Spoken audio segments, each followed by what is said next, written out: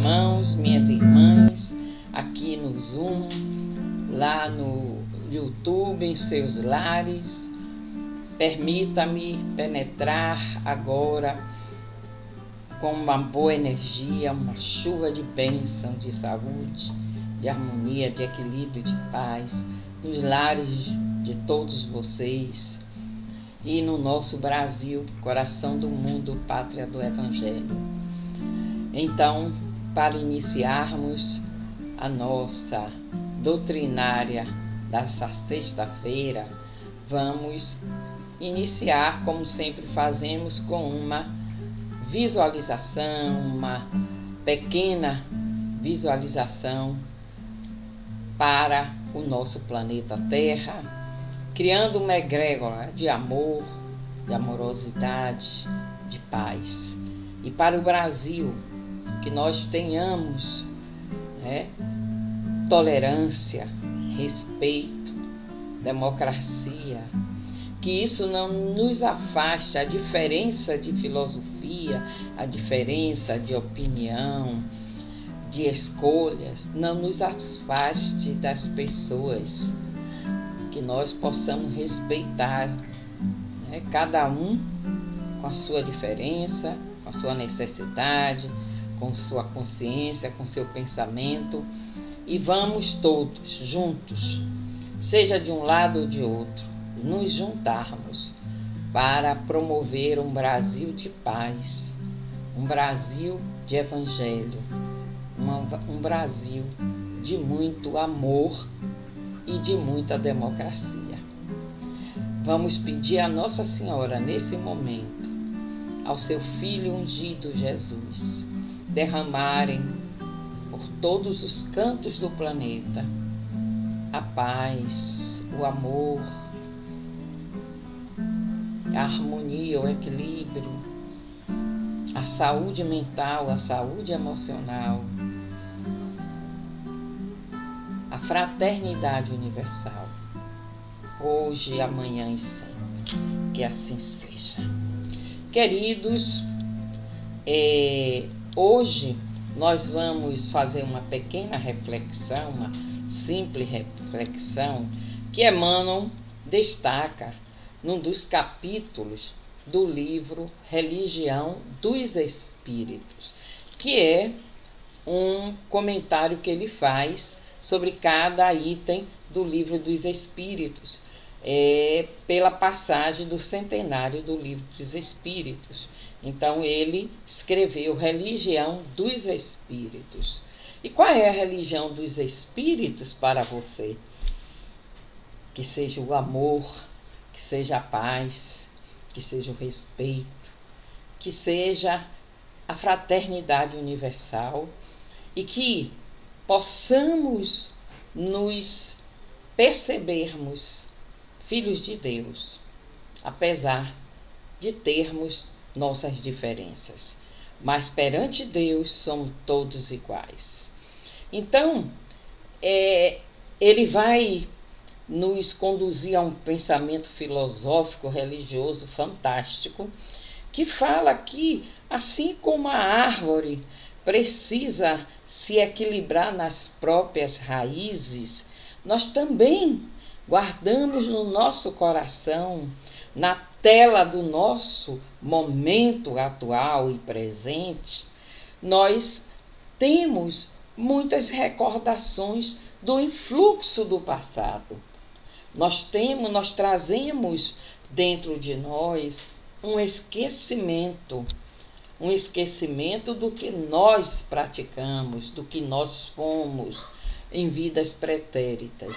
Mas as nossas inclinações, as nossas emoções, os nossos sentimentos, os nossos pensamentos, a nossa fala, nos diz muito do que nós fomos e do que nós somos ainda. Então, é preciso ficar atento, muito atento. Jesus, ele nos deu um insubstituível recurso de orientação numa frase mais curta que eu já ouvi na minha vida: vigiai e orai. profunda. Porque o vigiar não é vigiar o externo, não é vigiar o outro, não é vigiar o mundo, não é o que está acontecendo lá fora, é o que está acontecendo aqui dentro comigo, nas minhas emoções, nos meus pensamentos. E isso, nós estamos na atualidade do momento, passando por uma eleição bastante importante no nosso país, que é para quem vai administrar junto com o judiciário, o legislativo, o nosso Brasil. Então, eu às vezes entro nas redes sociais e vejo uma série de ataques, uma série de sentimentos ainda impróprios para um pós, que não é pós para mim, pandemia. Porque ainda estamos sofrendo uma pandemia, né? Os efeitos colaterais de estarmos sobre pânico, sobre medo, muitas mortes, e ter muitas vezes que sair, que ir para o trabalho, isso tudo, e outras pessoas que tiveram que ficar muitas vezes confinada num apartamento, numa casa.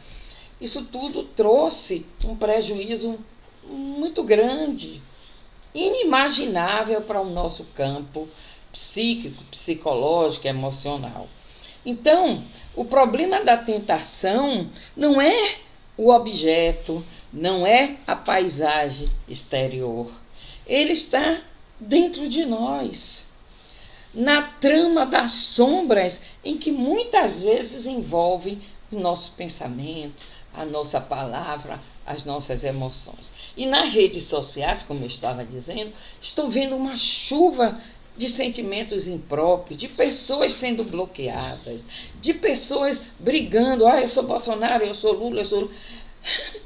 Gente, nós não temos que fazer dessa forma. Temos que amadurecer. Temos que ser realmente nesse momento. Eu prefiro silenciar.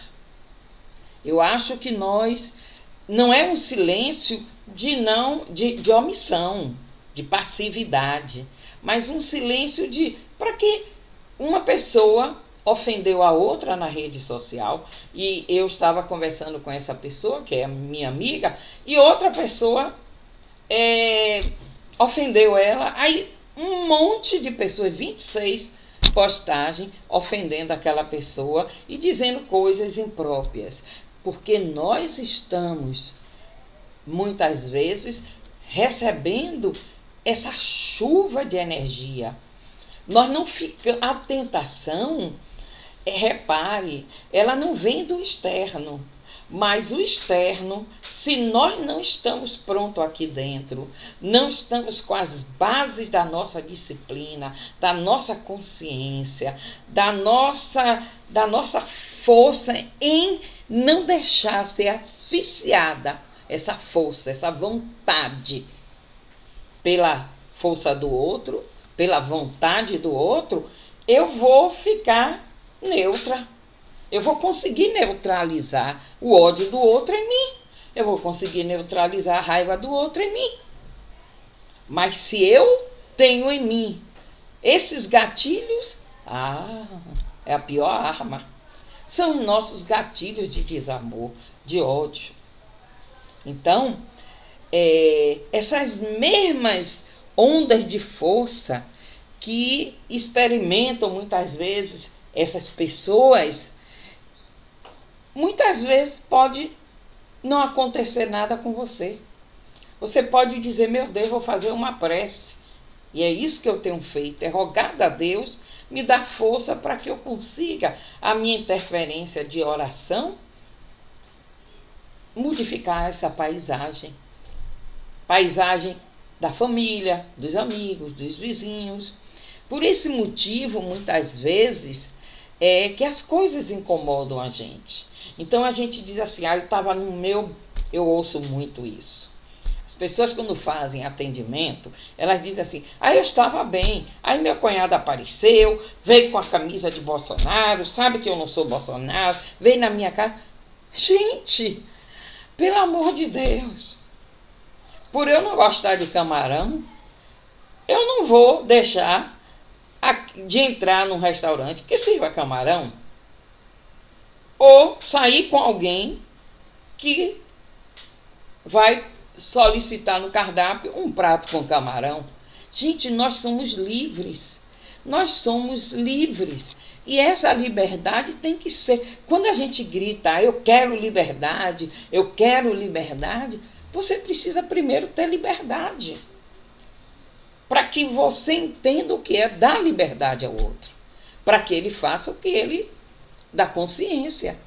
Então nós precisamos, nesse momento, esses enormes quadros que são inquietantes, que aprisionam nossos sentimentos, que muitas vezes dominam, e que muitas vezes a gente diz assim, puxa, eu estava tão bem, mas fui em tal lugar, ou recebi tal visita. Isso tudo é, com certeza, desculpa, porque a influência de toda influência, né, o assédio e todo o acesso à influência perniciosa só depende de você dar o seu gatilho ou não. Então a tentação, o que é que precisa agora nesse momento? Não é um silêncio para omissão, nem um silêncio passivo. Mas para que eu vou discutir? Para que eu vou brigar? Para que eu vou me irritar? Se eu posso ficar em silêncio e dizer, ninguém vai tirar a minha paz, ninguém vai tirar o meu voto. Eu voto em que eu quiser, em que eu acho que é condizente com a necessidade da comunidade brasileira, do nosso país. Então, nós precisamos disso. Nós precisamos de paz. Então, o que nós precisamos? Além desse silêncio na hora certa. Porque eu sempre digo que o relógio da sabedoria, ele sabe das badaladas que devem dar e das badaladas que devem se calar. A sabedoria é assim. Jesus tem, dentro da passagem do Novo Testamento, nós vamos ver Jesus silenciar. São 3 passagens que ele silencia. Não por covardia, por omissão, mas porque improdutividade não nos leva a nada. A guerra alheia não é minha guerra. O combate alheio não é o meu combate. O meu combate aqui é outro, entre o bem e o mal. E eu preciso ser sempre o bem. E se para ser do bem eu tenho que me calar às vezes, eu prefiro me calar. Então, qual outro mecanismo, qual outro gatilho positivo para que a gente possa dar um gol na tentação? O trabalho. Trabalhar. Mas não só o trabalho de labor, não só o trabalho profissional, mas o trabalho como antídoto, o trabalho do bom pensamento, do esforço de manter a mente trabalhando para emitir ondas de vibrações positivas para o universo, para o cosmos. Eu já disse aqui algumas vezes que uma vez numa mediúnica, um espírito amigo disse assim, no tempo era torpedo, disse assim, rapaz, tem pensamento que é torpedo, mas é torpedo daquele que explode feio. Imagine quando nós não disciplinamos o nosso pensamento, quando nós não disciplinamos a nossa mente, o nosso sentimento, não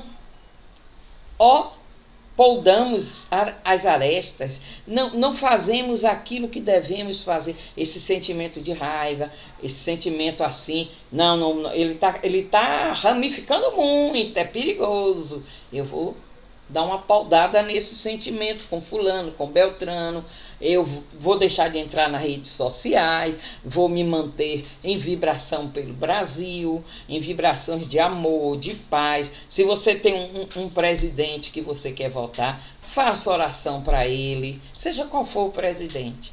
Então, você precisa impulsionar o que você quer. Você precisa trabalhar, construir o seu mundo interior, que deve ser de paz, deve ser sem a energia tóxica. O mundo íntimo deve ser aquele que nós atraímos, os emissários da luz, cujos traços de amor nos arrebatam ao nevoeiro, né, dos próprios enganos. Então, o socorro dos espíritos, ele vem se nós somos terra fértil. Aconteceu um evento muito interessante, uma pessoa me pedindo oração, ore por mim porque eu estou orando e não consigo o equilíbrio. E aí eu disse, meu Deus, não é só orar. Eu não posso orar para Deus cuidar de mim se eu não sei cuidar de mim, se eu não estendo a mão ao próximo. Então esse trabalho o que você quer receber do céu? O que você quer receber dos mentores de luz? O que você quer receber do cosmos, do universo? Porque a vida é uma troca. Cada um recebe o que dá. Qual o seu trabalho em fazer vibração planetária, vibração pelo país, para que esse momento de eleição seja um momento pacífico, um momento de equilíbrio, de harmonia, de adversidade, não resta dúvida, mas nós não precisamos ser inimigos, porque na política o inimigo de hoje pode ser o amigo de amanhã, o adversário de hoje pode ser aquele que você vai festejar, inclusive, o aniversário. Porque na política não existe esses elos. E eu estou falando nisso porque o espírito que está aqui está me conduzindo para esse tipo de conversa. Porque nós estamos com os ânimos alterados. E eu não posso, o espiritismo não pode ficar alheio, nem o evangelho, porque Jesus não ficou. Ele se posicionou. Nós não podemos ficar alheio à nossa tarefa de agregar, apacentar as ovelhas do Senhor. Se elas são Bolsonaro ou Lula, eu quero apacentar todas.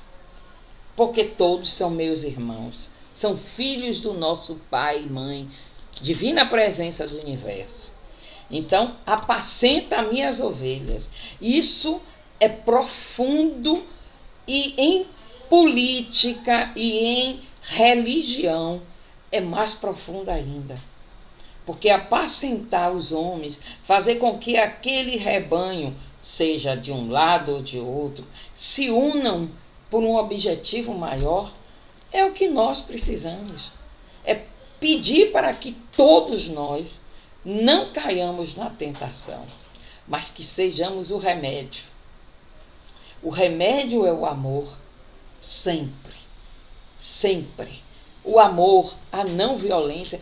Eu não preciso dizer aqui, falar de Gandhi, falar de Dalai Lama, falar do Papa, nem falar de João, nem falar de Mateus, nem falar de Ismael, nem de Bezerra de Menezes. Eu não preciso falar de Gandhi, basta falar de Jesus. Jesus provou que o amor cobre uma multidão de pecados. E nós temos que vibrar amor. Vibrar amor. E o remédio é o amor. O remédio é a consciência cristã voltado para, não importa se fulano está fazendo isso, se Beltrano, o que eu estou fazendo, porque eu preciso fazer por mim. Porque saúde perdida é saúde não encontrada. E saúde mental perdida, saúde dos corpos sutis, principalmente aqui, ó, esses 2 dedinhos, os espíritos dizem, é tudo ou é nada.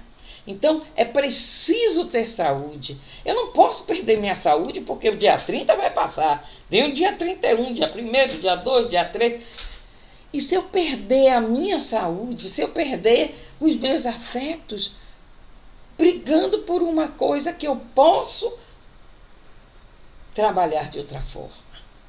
Então, se aspira a vitória sobre o visco da treva que nos arrasta para os despenhadeiros da loucura ou do crime, ergue no serviço a felicidade dos semelhantes o altar dos teus interesses de cada dia, porquanto, ainda mesmo delinquente confesso, em se decidindo a ser o apoio do bem na terra, transforma-se pouco a pouco em mensageiro do céu.